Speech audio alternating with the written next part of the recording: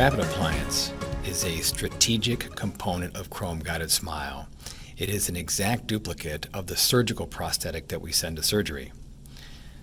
The Rapid Appliance serves many functions, but initially it's picked up during surgery.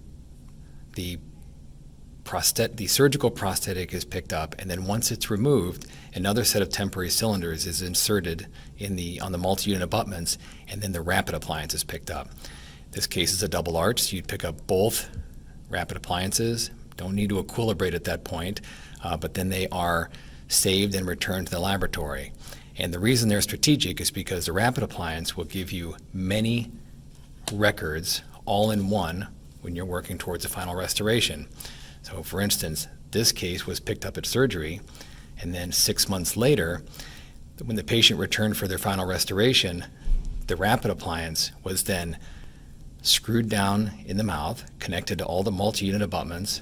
The patient was equilibrated, and then a bite registration was taken, and then the doctor used tray adhesive and performed a reline impression to capture the new tissue heights.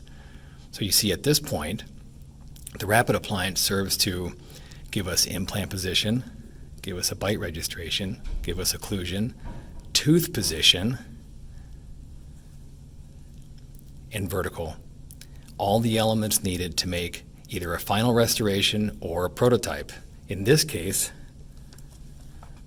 a prototype was fabricated in which the Rapid Appliance was digitized at the laboratory after the chairside clinical procedures were performed, and then we send this to the doctor as a final prototype check for the final restoration. And at this point, final equilibration be completed, the tissue can be verified, the one screw test can be completed, and the Rapid Appliance just served the starting point for the final restoration.